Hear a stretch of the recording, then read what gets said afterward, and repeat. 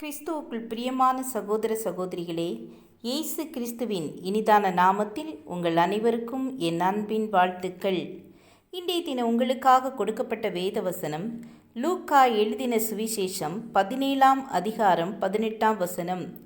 தேவனை மைமைப்படுத்துகிறதற்கு இந்த அந்நியனே ஒழிய மற்றொருவனும் திரும்பி வர காணோமே என்று சொல்லி. அமெரிக்க ஐக்கிய நாட்டில் உள்ள ஒரு பிரபல பத்திரிகை ஆசிரியர் மகிழ்ச்சியில் முதலீடு செய்ய 9 குறிப்புகள் என்று ஒரு கட்டுரை எழுதினார். அதில் ஒரு குறிப்பு பெற்ற நன்மைகளை எண்ணிப்பார் என்பதாகும். ஆம், நன்றி அறிதல் உள்ள இருதயம் நமக்கு இருக்குமானால் நாம் மகிழ்ச்சியாக வாழ முடியும்.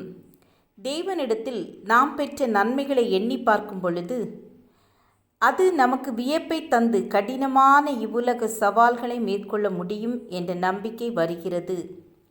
ஆடுகளை மேய்ப்பவராக இருந்த எளிமையான தாவீதை தேவன் தெரிந்தெடுத்து இஸ்ரவேலுக்கு ராஜாவாக மேன்மைப்படுத்தினார்.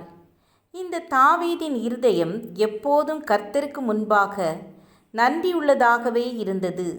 தேவரீர் என்னை இதுவரைக்கும் கொண்டு வந்ததற்கு நான் எம்மாத்திரம் என்ற துதி நிறைந்த உள்ளத்தோடு தேவனுக்கு நன்றி செலுத்துகிறார். நம்மிடம் நம் நேசருக்கு நன்றி கூற நிறைய காரியங்கள் உள்ளன அல்லவா? நம்மையும் நம் குடும்பத்தையும் பாதுகாத்தாரே, நம்மையும் நம் பிள்ளைகளையும் சத்துருவின் அந்தகார கிரியைகளுக்கும் ஏற்பட இருந்த இக்கட்டுகளில் இருந்தும் பாதுகாத்தாரே, நம் தேவைகளை சந்தித்தாரே, நாம் அழிந்து விடவில்லையே. ஆகவே அவர் செய்த நன்மைகள் ஒவ்வொன்றாய் நினைத்து கர்த்தருக்கு நன்றி செலுத்துவோம். அவரை துதித்து போற்றும் இந்நேரத்தில் கர்த்தருக்கு பிரியமில்லாத எந்த காரியங்களும் நம் வாழ்வில் காணப்படாதபடி நம்மை முற்றிலும் அவருடைய கரத்தில் ஒப்பு கொடுப்போம். கர்த்தருக்கு பிரியமில்லாத விடவேண்டிய பாவ காரியங்களை விட்டுவிட்டு பரிசுத்தமுள்ள ஒரு புதிதான வாழ்க்கையை தொடங்குவோம். நம்மில் பலர் அவிசுவாசத்தினால் எனக்கு ஆசீர்வாதங்கள் நன்மைகள் கிடைக்காது என்று வேதனைப்பட்டு கொண்டிருக்கலாம்.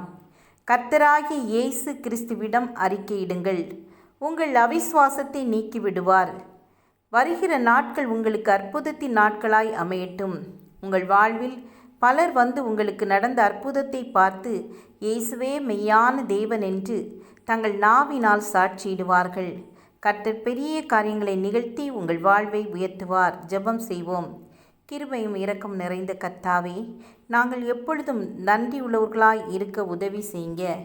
எப்பொழுதும் நன்றியோடு உம்மை ஸ்தோத்தரிக்கவும் உம்முடைய துதியை எடுத்து சொல்லவும் எங்களுக்கு உதவி செய்யுங்க.